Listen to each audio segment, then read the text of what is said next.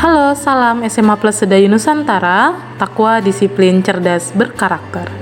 Dalam rangka memperingati Hari Ulang Tahun PGRI ke-76 di tahun 2021 ini, SMA Plus Sedayu Nusantara mengadakan kompetisi mengajar bagi seluruh guru di SMA Plus Sedayu Nusantara.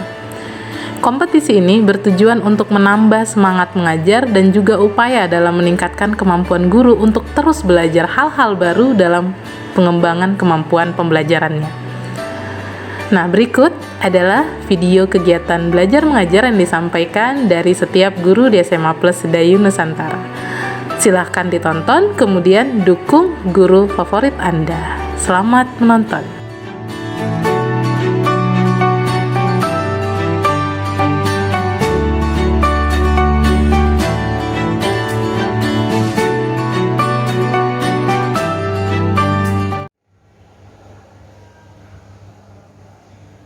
Lapor, kelas 11 jumlah 32, ada 30, tidak ada 2. Keterangan, 1 sakit, 1 izin, atas nama Karunia Eva dan Ternulia. Siap mengikuti pelajaran bahasa Indonesia. Laporan selesai. Baik, terima kasih. Laporan saya terima. Setelah ini pimpin doa sebelum mulai belajar. Laksanakan. Laksanakan.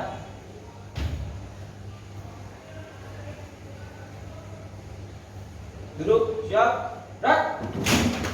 Sebelum mengawali pelajaran, mari kita berdoa. Berdoa, dimulai.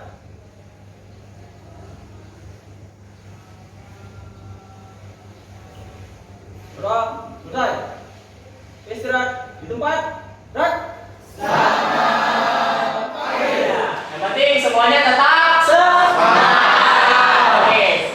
Kemarin kita udah membahas materi yang lalu ya, di bab 2, yaitu teks eksplanasi. Ya, teks eksplanasi itu kan rangkaian fenomena, ya, fenomena alam, sosial dan budaya. Itu telah kita bahas sampai selesai. Hari ini silakan buka buku bab 3 tentang teks ceramah. Ya, teks ceramah halaman 73. Sudah semua dibuka halaman 73? Oke, baik. Sebelum Bapak mulai nih materi teks ceramah, kira-kira Bapak ingin bertanya, siapa di sini yang pernah ceramah atau ngomong di depan umum? Pernah? Waktu kapan? Pas SMP. Oke, yang lain pernah? Pidato di depan rombongan kelas SMP, Pak. Pidato, oke, pernah. Ada lagi? Pidato perpisahan waktu SD. Waktu SD perpisahan, kamu luar biasa, SD udah berani tampil di depan umum. Baik, ini salah satu materi tentang public speaking. Bagaimana cara kita berbicara di depan. Dia berencana mau jatuhin aku, tetapi dia jatuh sendiri. Itu namanya gosip.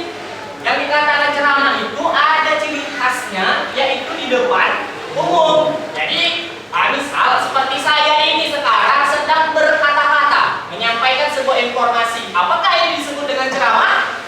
Ya. Apakah ini disebut dengan ceramah? Ya, ini ceramah. Nah, ada 3 hal yang mendekati ceramah. Kita lihat dulu. Yang pertama, ada namanya pidato. Yang kedua, ada namanya ceramah. Yang ketiga, ada namanya khutbah. Nah, apakah ketiga kata ini familiar dengan kalian? Ya.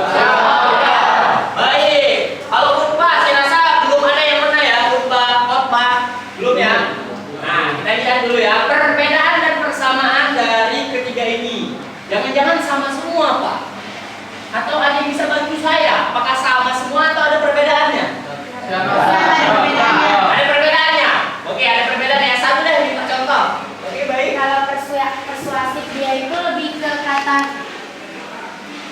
kata-kata pidato, tapi dia bersifat mengajak gitu. Mengajak itu ya Pidato. Oke. Sedangkan kalau ceramah itu dia kadang berisi tentang penyampaian pengetahuan tentang keagamaan. Oke. Baik, tepuk tangan untuk teman kita. Oke, jadi benar ya. Nah, ada namanya pidato, ceramah dan khutbah. Saya mulai dari bawah agar tidak bingung karena khutbah ini yang dia sedikit berbeda. Oke, kalau kita tinjau dari segi waktu dari segi waktu, khutbah ini dia waktunya ini terbatas. Jadi kita nggak bisa sesuka hati kita mau berkhutbah. Ah Pak, aku mau khutbah lah Pak, kapan? Sekarang? Nggak bisa. Kenapa? Karena ini ada waktunya, waktu-waktu tertentu. Dan biasanya khutbah ini, salah.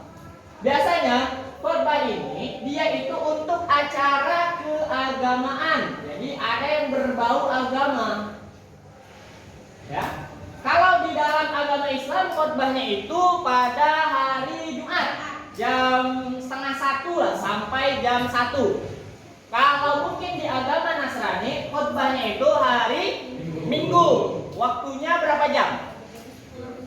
Jam 10 sampai jam 1. Berarti ada space 3 jam. Oke. Nah, makanya khutbah ini dia waktunya terbatas. Pak, aku Pak mau berkhutbah Pak hari Senin. Bisa atau tidak? Nggak bisa. Karena ini untuk keagamaan. Jadi waktunya terbatas. Sama dia. Sifatnya kedua ini formal. Jadi orang berpidato di atas podium dia berbicara. Tetapi kalau khutbah tadi kan dia diam saja. Kalau pidato dia bisa begini. Pernah lihat pidato Bung Karno nggak? Pernah ya? Wahai saudara-saudaraku sekalian, itu bahasanya sampai memutus leher dia. Soekarno itu orator yang ulu. Dia kalau pidato, kalau kita pidato kata apa yang dibicarakan bapak ini pun, cepat sedikit lama kan itu kalau kita kan. Tapi kalau Soekarno, ketika dia berpidato, semua orang kagum melihat. Luar biasa. Merdeka lah, semua terbakar semangat merdeka. Nah, itu namanya pidato. Maka pidato ini mengajak, ayo saudara-saudara sekalian, besok kita akan mengangkat senjata, bawa senjata kalian yang bisa dibawa dari rumah. Tidak akan berperang melawan Belanda. Kita tak mau tertindas di negara, di negeri kita sendiri. Ya sekarang ini kita tertindas lah.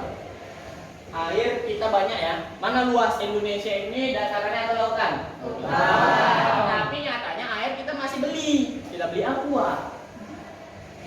Kan tanah kita ini katanya itu subur dan sebagainya macamnya, banyak jenisnya ya. Mau tambang ada, segala sesuatu di dalam tanah itu ada. Tetapi apa yang kenyataannya? Cabai kita masih impor. Kenyataannya rumah kita masih ngontrak. Artinya sekarang kita sedang terjajah di negara sendiri. Itu sifat pidato persuasi. Kalau ceramah sifatnya dia ini lebih kepada informatif.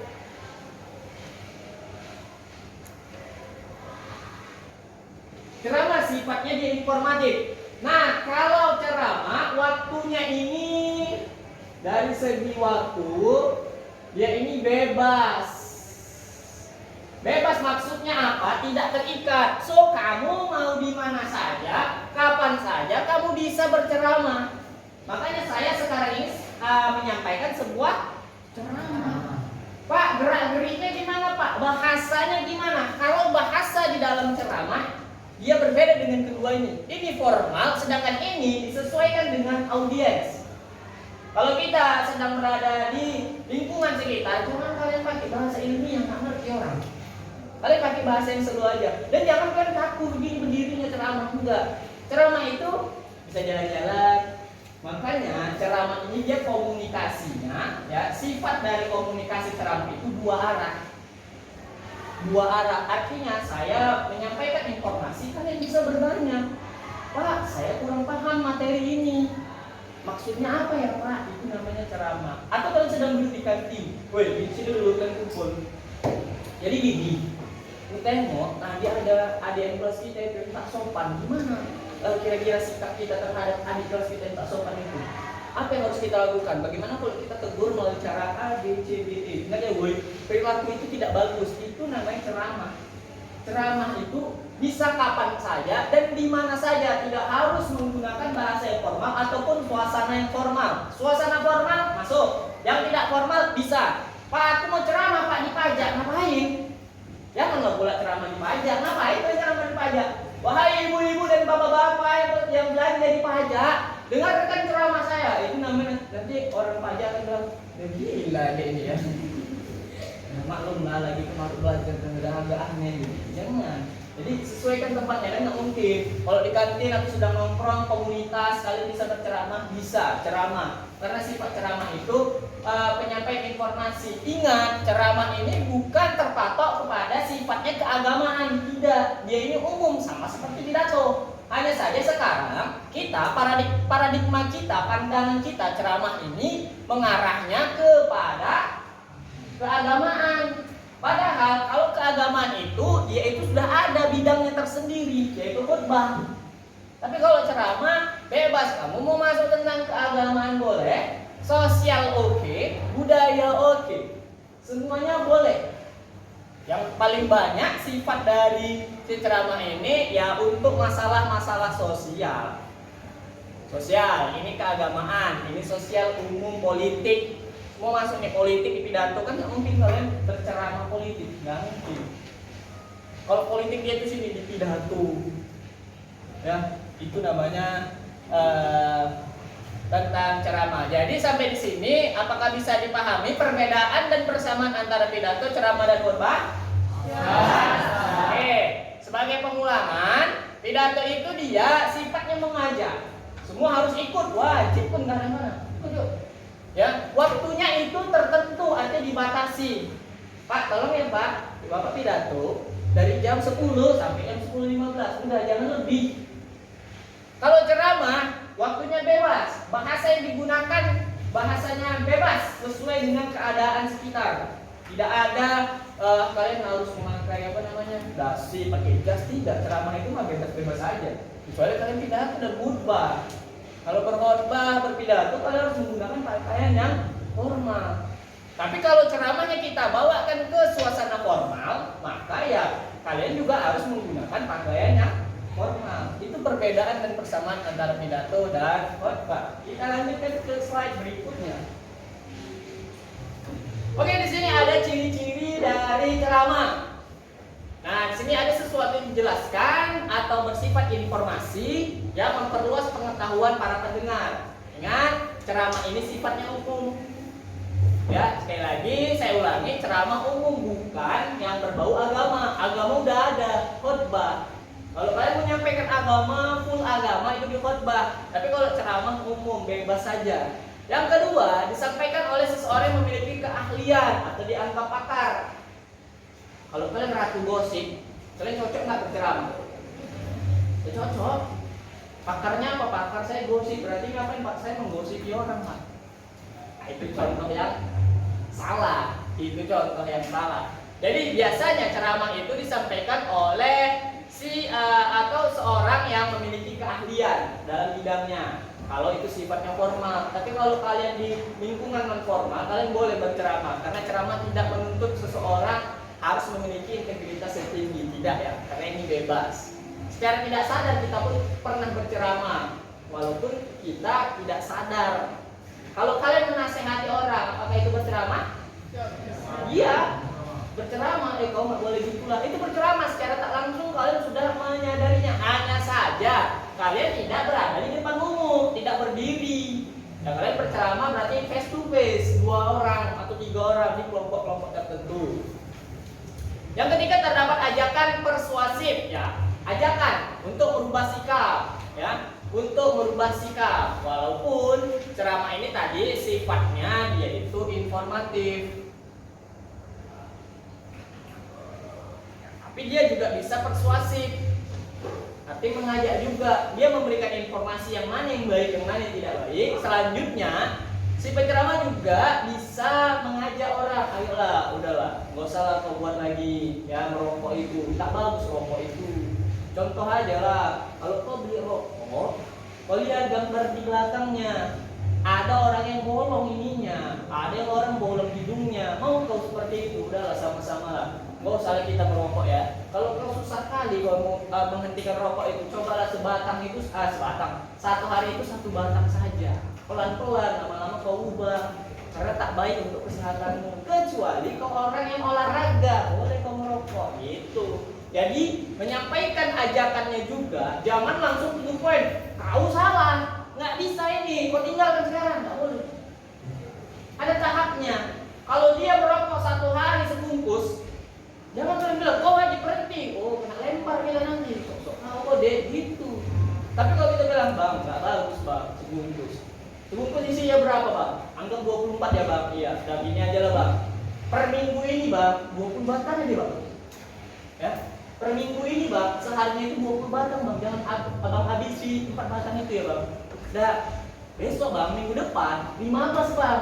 Maka itulah sifat dari ceramah, mengajaknya dia tidak langsung serta-merta. Seseorang itu harus pindah dari tempat A ke tempat B, tidak pelan-pelan. Beda dengan pidato. Pidato memang harus ayo, angkat senjata, ayo angkat, ayo kita kembali ke sana ke sini. Oke, langsung gerak. Itu pidato langsung. Ceramah tidak ada tahapan, step by step, tak bisa dipaksakan. Duduk, siap, beras. Kelas 10 telah selesai menerima pelajaran bahasa Indonesia. Laporan kelas. Baik, terima kasih. Lanjutkan. Kelas.